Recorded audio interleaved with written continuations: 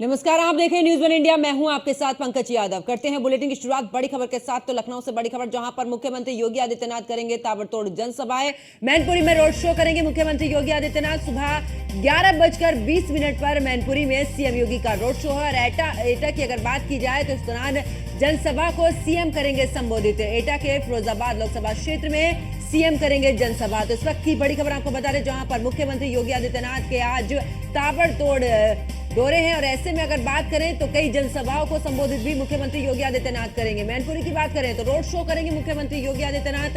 सुबह 11:20 पर मैनपुरी में सीएम योगी का रोड शो है। एटा में जनसभा को सीएम योगी करेंगे संबोधित। एटा के फिरोजाबाद लोकसभा क्षेत्र में सीएम करेंगे जनसभा। और साथ ही बीजेपी प्रत्याशी के पक्ष में जनता से वोट करने की अपील भी मुख्यमंत्री की तरफ से की जाएगी। कुल मिलाकर बात करें तो उत्तर प्रदेश में 80 लोकसभा सीटें हैं, जिनमें से 2 चरणों में इस दौरान चुनाव हो चुका है। अब तीसरे चरण के मतदान को लेकर सभी राजनीतिक पार्टियां काफी एक्टिव नजर आ रही है। और ऐसे में अगर बात करें बीजेपी की और खास करके मुख्यमंत्री योगी आदित्यनाथ की, तो उनकी तरफ से भी जनसभाएं इस दौरान की जा रही है, ताबड़तोड़ जनसभाएं। और ऐसे में मैनपुरी की बात की जाए, क्योंकि समाजवादी पार्टी का गढ़ है, अब समाजवादी पार्टी के गढ़ में हुंकार भरते नजर आएंगे मुख्यमंत्री योगी आदित्यनाथ। और इस दौरान रोड शो भी करेंगे। बीजेपी प्रत्याशी के पक्ष में जनता से वोट करने की अपील करेंगे। एटा की बात करें तो एटा के फिरोजाबाद में भी इस दौरान जनसभा को संबोधित करेंगे। तो इस वक्त की बड़ी खबर, जहां पर मैनपुरी में रोड शो करेंगे मुख्यमंत्री योगी आदित्यनाथ। इसके अलावा बात की जाए सुबह 11:20 पर मैनपुरी में सीएम योगी का रोड शो है। एटा में जनसभा को मुख्यमंत्री योगी आदित्यनाथ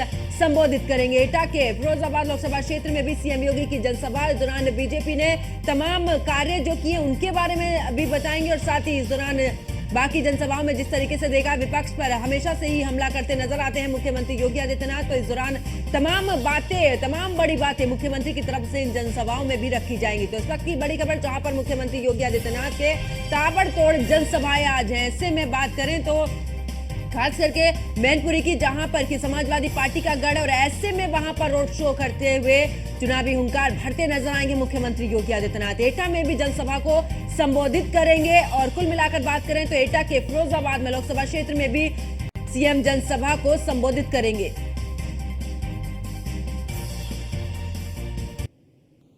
और ज्यादा जानकारी के लिए हमारे संवाददाता एसके वाजपेयी हमारे साथ में लाइव जुड़ चुके हैं। एसके, अगर बात करें, क्योंकि मैनपुरी, एटा, ये दोनों ऐसी जगह हैं जहां पर समाजवादी पार्टी का गढ़ माने जाते हैं। और ऐसे में आज मुख्यमंत्री योगी आदित्यनाथ वहां पर चुनावी जनसभा करेंगे, यानी कि सपा के गढ़ में हुंकार भरते नजर आएंगे मुख्यमंत्री योगी आदित्यनाथ। बिल्कुल निश्चित तौर पर, क्योंकि हम देखें तो भारतीय जनता पार्टी लगातार कोशिश कर रही है कि विपक्ष के जो गढ़ वाली सीटें हैं उन सीटों पर बेहतर परफॉर्म किया जाए। यही एक वजह है कि भारतीय जनता पार्टी ने खास तौर पर जो सैफई परिवार है उसकी प्रभाव वाली जो सीटें हैं उन पर लगातार अपने बड़े पैमाने पर, चाहे वो प्रदेश पदाधिकारी हो, प्रदेश सरकार के मंत्री हो, केंद्रीय सरकार के मंत्री हो, भारतीय जनता पार्टी के राष्ट्रीय स्टार प्रचारक हो, लगातार इन सीटों पर प्रचार कर रहे हैं। मुख्यमंत्री योगी आदित्यनाथ भी आज मैनपुरी में रोड शो करने वाले हैं। अब से थोड़ी देर बाद मुख्यमंत्री योगी आदित्यनाथ का मैनपुरी में रोड शो है। मैनपुरी सीट कई मायनों में खास है, क्योंकि भारतीय जनता पार्टी इस सीट को पहले भी नहीं जीत सकी। और अगर हम अभी हाल में हुए उपचुनाव की बात करें तो मुलायम सिंह यादव के निधन के बाद जब इस सीट पर उपचुनाव हुआ था, उस दौरान भी अखिलेश यादव की पत्नी डिंपल यादव ने सीट को काफी बड़े मार्जिन से जीता था। और आज भी मुख्यमंत्री योगी आदित्यनाथ इस सीट पर पहुंच रहे हैं। हालांकि इसके पहले deputy CM Brajesh Pathak, deputy CM Keshav Prasad Maurya, Bharatiya Janata party के जो प्रदेश स्तर के पदाधिकारी हैं वो इस सीट पर लगातार प्रचार और समीक्षा बैठकें कर चुके हैं। हालांकि मुख्यमंत्री योगी आदित्यनाथ आज रोड शो के जरिए मैनपुरी में माहौल बनाएंगे। जहां समाजवादी पार्टी और कांग्रेस गठबंधन से डिंपल यादव मैदान में है, वहीं भारतीय जनता पार्टी की तरफ से जयवीर सिंह, जो कि उत्तर प्रदेश सरकार में पर्यटन एवं संस्कृति मंत्री हैं, वो इस सीट से मैदान में है। तो ऐसे में कहीं ना कहीं ये सीट काफी हाई प्रोफाइल है। और भारतीय जनता पार्टी जो लगातार कोशिश कर रही है कि विपक्ष के गढ़ में कमल खिलाया जाए, तो इस सीट पर मुख्यमंत्री योगी आदित्यनाथ का रोड शो कहीं न कहीं इन सारी चीजों को लेकर होगा, जिसमें यह कोशिश होगी कि भारतीय जनता पार्टी इस सीट को अपने खाते में जोड़ सके। इसके लिए मुख्यमंत्री योगी आदित्यनाथ आज खुद रोड शो के जरिए इस सीट पर माहौल बनाते हुए नजर आएंगे। हालांकि अगर हम दूसरी सीट की बात करें, फिरोजाबाद, जहां से प्रोफेसर राम गोपाल यादव, जो कि सपा के राष्ट्रीय महासचिव हैं, उनके बेटे मैदान में हैं। तो ऐसे में समाजवादी पार्टी का यह गढ़ मानी जाती रही है। हालांकि पिछले चुनाव में सपा इस सीट को हार गई थी, लेकिन इसके पहले के अगर हम चुनाव को देखेंगे तो समाजवादी पार्टी लगातार इस सीट पर काबिज रही है, क्योंकि एटा, इटावा, मैनपुरी या फिर उसके अलावा फिरोजाबाद, बदायूं, औरैया जैसी जो सीटें हैं, इन पर समाजवादी पार्टी अच्छा प्रभाव रखती है। पूर्व के चुनाव में लगातार इन सीटों पर बेहतर परफॉर्म करती रही है। यही एक वजह है कि आज मुख्यमंत्री योगी आदित्यनाथ की जो रैलियां हैं, जो कार्यक्रम है, वो मुख्यमंत्री के समाजवादी पार्टी के गढ़ में है, जिसमें एटा, फिरोजाबाद और मैनपुरी शामिल है, जहां 2 जनसभाएं करेंगे मुख्यमंत्री योगी आदित्यनाथ एटा और फिरोजाबाद में।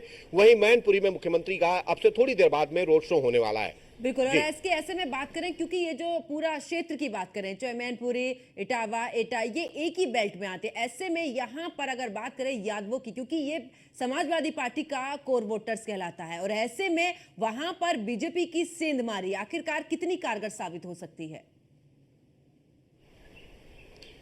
अब बिल्कुल अगर हम देखें तो इन सीटों पर यादव निर्णायक भूमिका में है, क्योंकि यादव वोटिंग का जो परसेंट है वो करीब करीब यहां से 20 से 30% के बीच में है। और वहीं अगर हम मुस्लिम वोटर्स की बात करें तो वो भी कम से कम 15 से 20% में है, जो कि निर्णायक भूमिका में है, चाहे वो एटा हो, फिरोजाबाद हो या उसके अलावा मैनपुरी जैसी सीटें हो।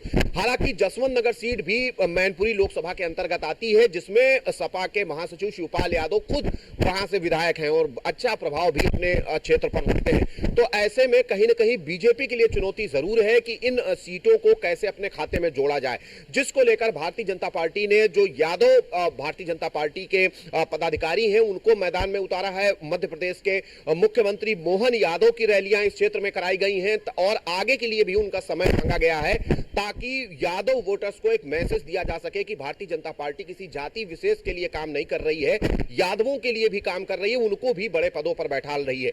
तो कहीं ना कहीं इसके जरिए एक मैसेज जरूर यादव वोटर्स को देने की कोशिश होगी, क्योंकि यादवों का वोट हमेशा इन सीटों पर निर्णायक भूमिका में होता है, जो कि समाजवादी पार्टी का कोर वोट बैंक है।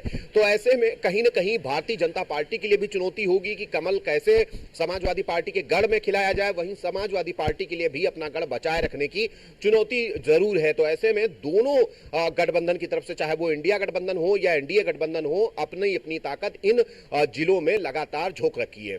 बिल्कुल। चलिए, बहुत बहुत शुक्रिया इसकी हमारे साथ जुड़ने के, तमाम जानकारी साझा करने के लिए।